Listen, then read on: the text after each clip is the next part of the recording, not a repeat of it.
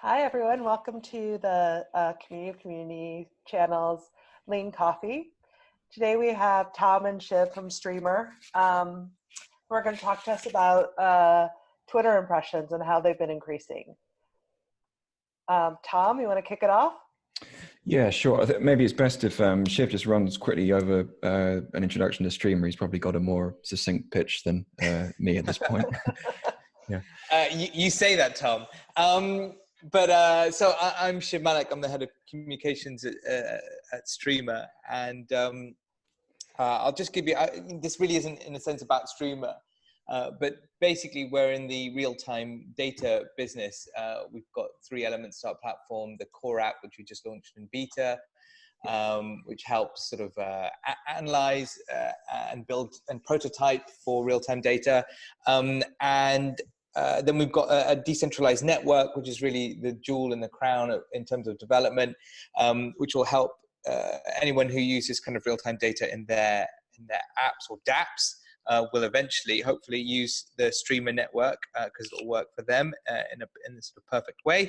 And then there is our marketplace for data, and basically, I think maybe just to give some context on this issue before Tom jumps in, we came up in the ICO of 2017, that whole spree around October time. The original dream with this is that you'd be crowdfunding, and the people basically crowdfunding for your token would be the same people who'd eventually end up as your adopters of the network. That may have well happened for Ethereum, but I don't think that happened for very many people in that craze of 2017.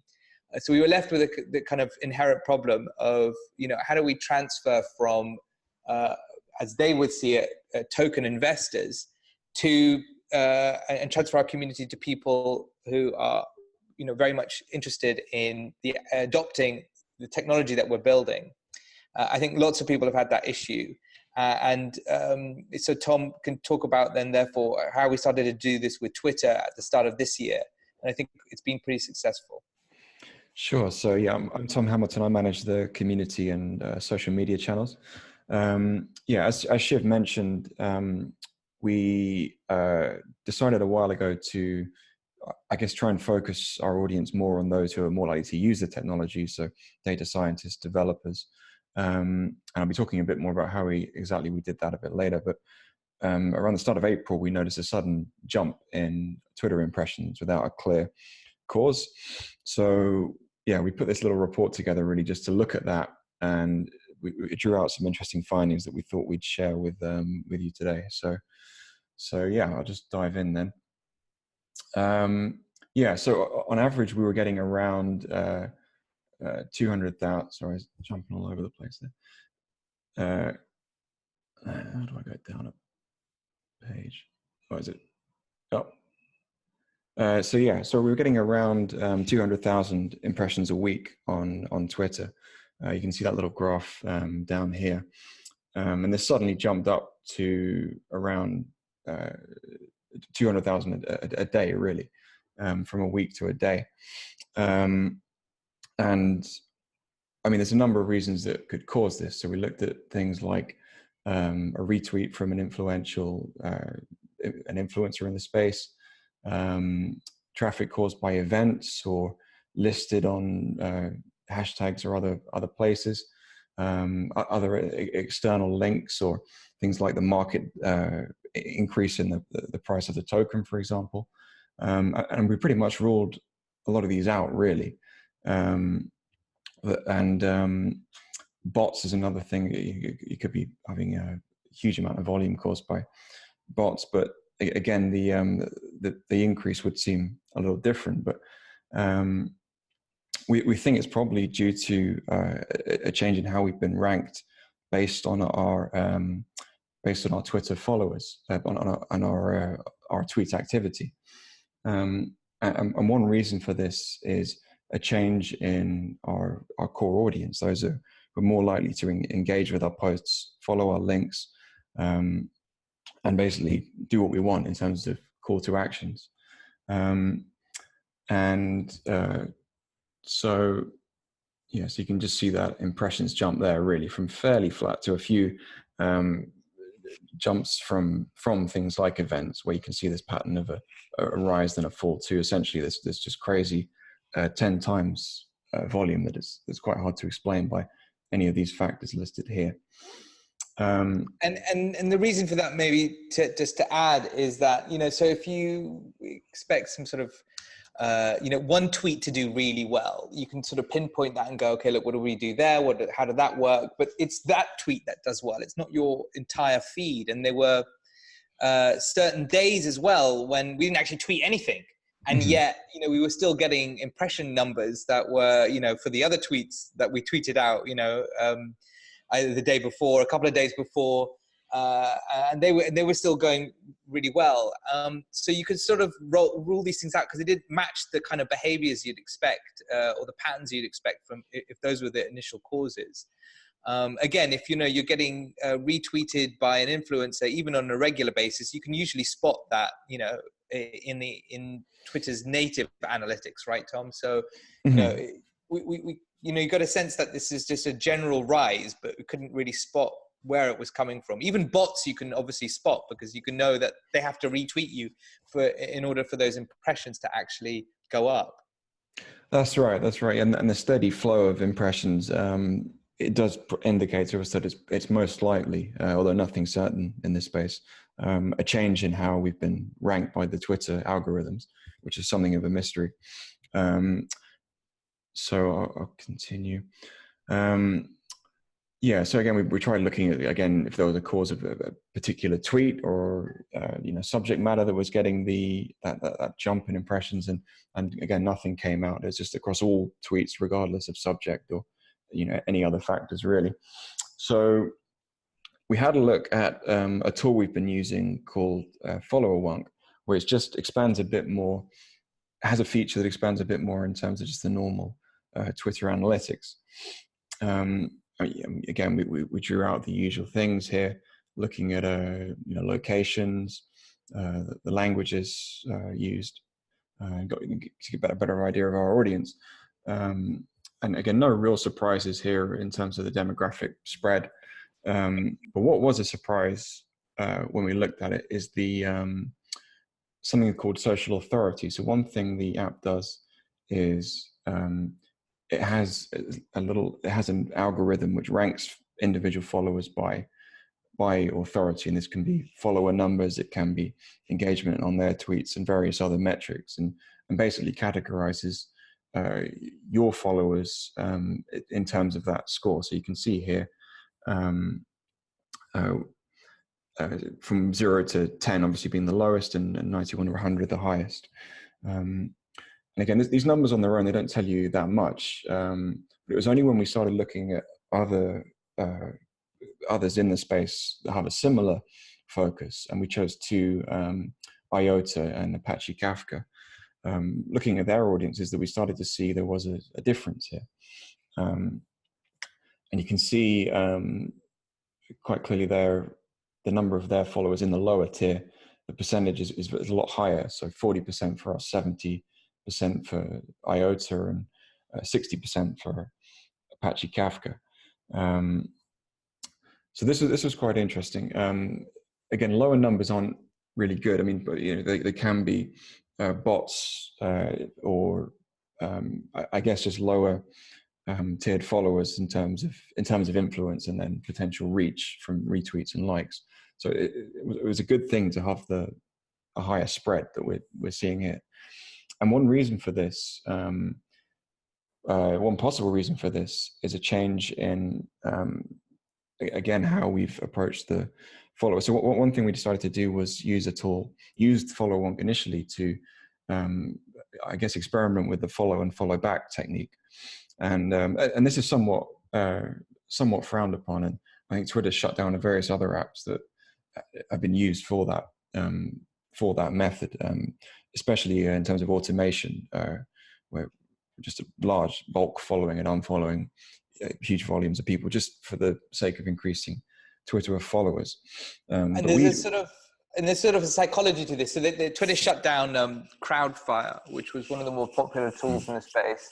because people were, like us, were using it to do just this. You could never really automate those operations in the last couple of years, certainly. You had to do it by hand, so it's pretty laborious work. And the psychology of it is this, which is that, you get followed by an account, it pops up in your notifications feed. You see that, so it's like an advert in some senses for your own account, and then you follow them back, and because you think, oh look, they're interesting, they followed me, I feel flattered by that, and I'll follow them back and see if they've got anything interesting to say too. So that's the basic psychological premise of that operation, and it does work. Mm-hmm. Sorry, go on. Can you guys hear me? Yeah. Hi, Mitch. This is Mitch. Sorry, I'm a little late.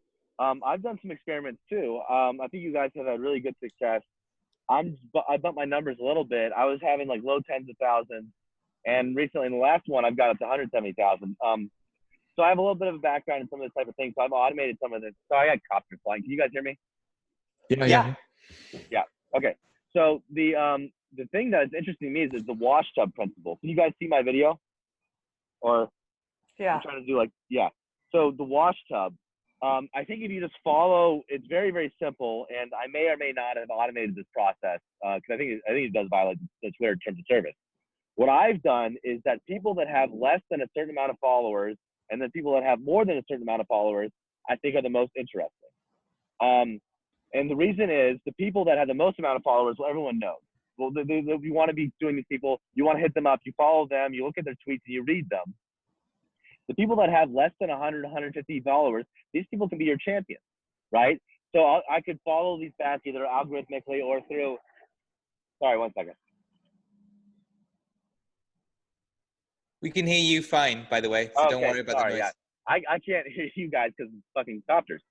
But the guys that have like 100 followers, 50 followers, 150 followers, these guys are on the come up, right? Guys and girls, right? And they want to, if you follow them and you read some of their tweets and you respond to their tweets, guess what? You have a champion, right? Not all the time, 10, 15, 20%. And so this is something that's been quite interesting to me. What's your guys' perspective on that? Tom, shall I respond? Sure, go on. Yeah, well, I think we'll get into like who exactly we were following in a sec, but I think we were just trying to, the idea of the operation was that we'd be following people who would be potential adopters of Streamr, be interested in Streamr, in terms of our technology rather than just the token. And so we were, well, I think Tom will probably get into it now. And so we didn't divide it up into just follower numbers and how influential these individuals were. Though in the end, because this space of real-time data is kind of quite niche, we ended up kind of, I think, targeting people who have, a fairly small following. No one goes into real-time data looking for 1 million Twitter followers kind of thing. So yeah, it's not, itself being a niche is quite handy in that way. Yeah, I would just hop in with one last thought before we'll cut you guys off. I think that's the correct perspective because I think, was it FollowFire or who these other guys were? Crowdfire, yeah. Sorry, Crowdfire. I believe their default, and please correct me if I'm wrong, was literally just following everyone that followed you back. And that is not the right perspective. You can't do a pure shotgun approach. You have to do a little bit of perspective. I like your guys' approach to follow people that are going to use you. If me, I'm trying to literally go after, I want to be an influencer. I want people to talk to me. When I talk, I want people to listen, right? Then to me, I see the follow metric is a decent one, but there's obviously a little bit more nuance to it there. But anyway, I don't want to derail you guys too much. Yeah, no, that's right. I mean, the aim was not follower numbers, which are essentially just I guess they have some effect, but they're really just a blank. It's just a blank number that doesn't have any real. Well, I guess it's hard to measure the consequences, but I think really a lot of the influencer space is a bit of a bubble of noise, and really what we want is people using our technology and building things with it. And so that was really the focus here, was just to get across their radar, which is an absolute niche. And that's something we've seen from this technique, really. So cool.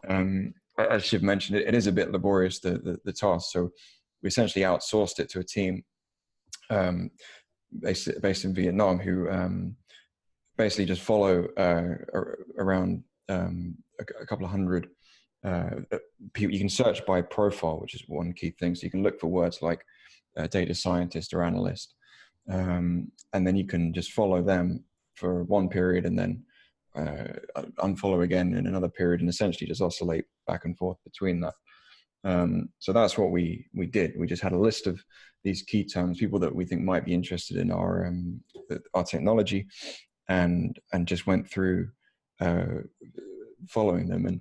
And really what we've seen, just looking at the word clouds from back in January, so you can see here. So I think this pulls up the most common words from our followers' profile description, and you can obviously see crypto, blockchain. We do have software engineer, which is good, but crypto enthusiast. Oh, sorry, wrong one. Crypto, blockchain here, enthusiast on the left, and then here we're seeing some of these better words that we want come in, like software engineer, data scientist, web developer, big data, those sort of things. So we're really seeing that shift happen, as well as some engagement and mentions and from the activity, which is, I think, is the right way to approach this follow and unfollow way, if at all. Tom, is it all right? Sorry, go on, Judy. I just wondered if so when you followed and unfollowed people, were you able to track if they followed you back? Yeah, you could. Yeah. So yeah, and then after a few weeks we would unfollow, just so to keep the numbers. So maybe just to go into just some further detail on that, what exactly we did was, so we got thrown off Crowdfire like everyone else. Well, Crowdfire got shut down. So we knew we had to change if we were going to carry on with the strategy of follow and unfollow. We had to find a different tool. So we settled upon Follow Wonk. And what you could do is you could go into this little tool that they have, which is to create a list of the people with the right search sort of sets of phrases in their biographies. So we were like, okay, well, if we were looking for followers to adopt our technology, like what would they have in their in their sort of Twitter biographies? So we came up with it's either one word or 2 word search terms. And we had a list of 37 of them, and you can click in on that spreadsheet there. And if you have our report, maybe I don't know if we want to make that quite so public, but the terms are basically pretty obvious if you're coming from our side of the space, which is just that, like software engineer or data science or data scientist or big data, web developer, that kind of thing. So they give you like 15,000 people in that space, up to 15,000 and beyond, on a spreadsheet, and then and including their Twitter handles, the rest of their bio, the rest of their data. It's quite extensive. And then what you do is you just plow through it, following those people using either a separate tool or just using Twitter itself. It is quite laborious, but you just plow through it and you follow these people, and you think, but you're following much more targeted people in that sense, people who should really be interested in what you're doing. So it's a much more refined thing than Crowdfire, as Mitch mentioned. Yeah. Cool. And I think Judy had a question. I think. No, I asked it. In that case, I have a question. Is on the Discord, I would just love to continue this conversation. Is there a channel already about this? It'd be like, I'm not sure what it'd be called, but Twitter impression, but it's even beyond Twitter, because you can use LinkedIn if you want to have people. Yeah. By the way, guys, if you guys are looking for talent, I got 25,000 followers on LinkedIn. I want to break my arm, pat myself in the back. I love what you guys are doing. First off, this conversation is amazing. Your project is amazing. No charge. No charge. I'll put that stuff out there if you guys are looking for software engineers. Where are you based, by the way? We're pretty distributed. I'm in London. But yeah, why don't we do this at the end? So Tom, you can get in touch. Yeah, sure. The other one before I forget is, and unfortunately I got to hop, but if I'd love to continue the conversation, and also if you have like a list of the software you guys are using, and I think we can compare notes. But yeah, sorry, Tom, go ahead.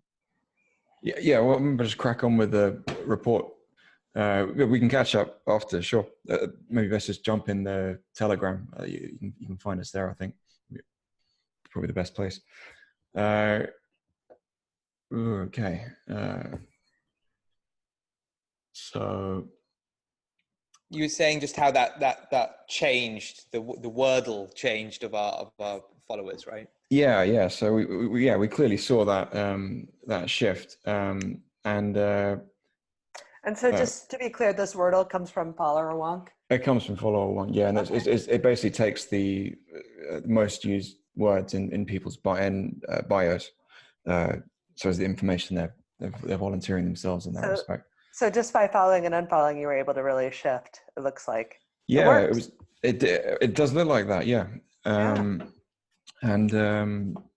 So you can look at other people's word clouds as well on this, which is also really helpful. It produces just like a big report. So, a lot of people compare us to IOTA. So we kind of, it's always nice to know what they're doing. And Apache Kafka is another similar technology, but not in the Web3 space, but it is open source. So you can see, those wordles there as well. Right.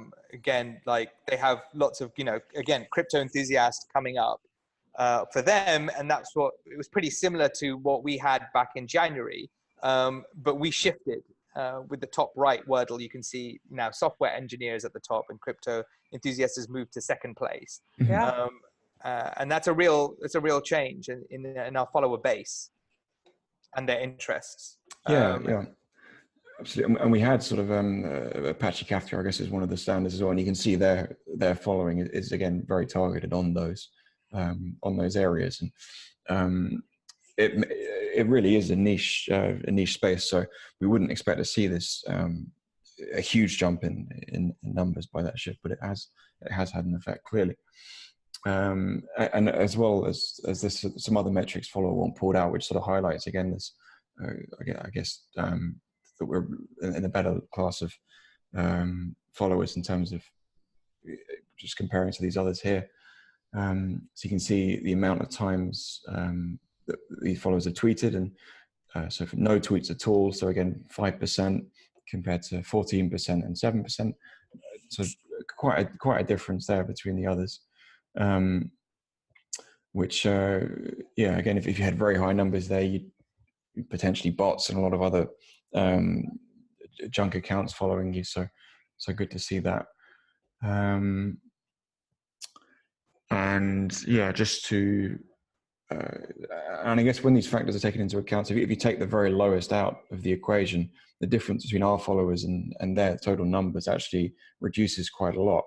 So if you exclude the very bottom numbers in terms of influence, the gap here, so 118,000 versus 23,000, that is actually reduced quite a lot.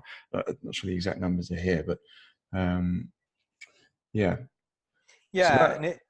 on, it becomes, if you just go to the last slide, Tom, it just becomes really about a thing about real quality.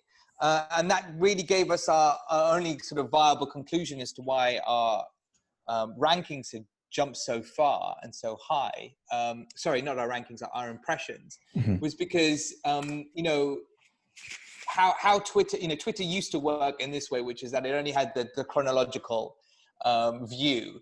And now it has its home view, in which it's always hard to figure out exactly how that works. But one of the ways that obviously in which they rank it is, things that they think that people will be interested in, i.e. so you're on Twitter, and even though it may have been tweeted yesterday or the day before, Twitter will insert that into your home feed, which is the default. So even if you switch it off and turn to chronological tweets only, eventually it'll flick back to home and that feed, which means that they get to select basically what goes in your feed out of the people that you already sort of follow.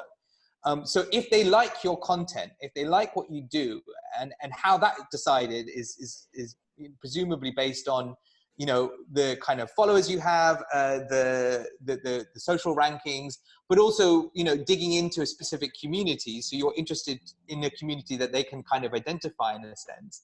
Then they're more likely to put you in that home feed. That's what we've kind of concluded. And that's a very powerful weapon if you're looking for increased impressions, because then you've got Twitter on your side rather than you just being another account in that chronological feed and not really in the home feed. Mm-hmm. Yeah, this is great. Yeah, so that in a nutshell is what we found out, really.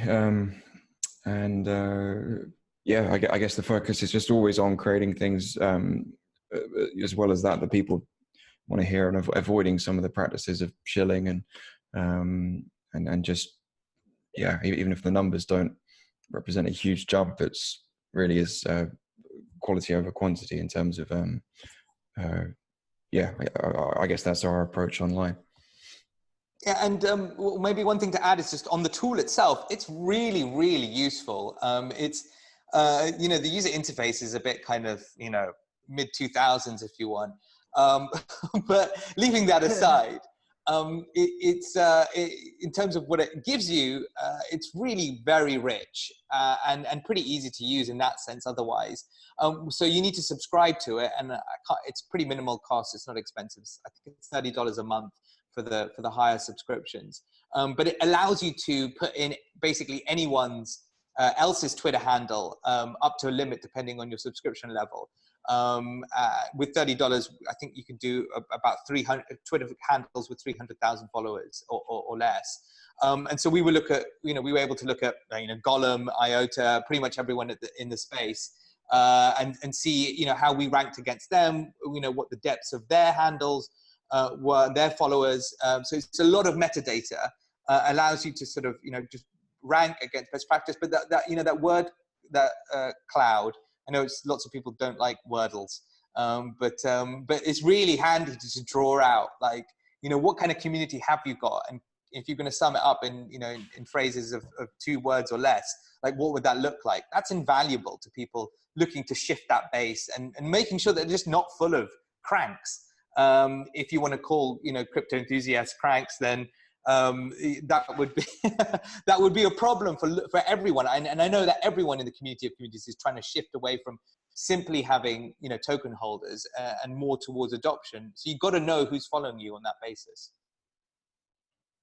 Yeah, I think you need both for sure, but certainly yes. Rebalancing towards or trying to increase those who are more likely to use and adopt the technologies. Certainly, I think I'd like to see. Well, I think is certainly a valuable strategy, and it doesn't always equal bigger numbers on the metrics. I think that's the thing to keep in mind. But the longer term impression in terms of adoption, I think is something to aim for. Great. Thanks, you guys. This was really interesting. I think the community will get a lot out of it. Cool. No worries. Thanks, Tom. Yeah, thanks, Tom.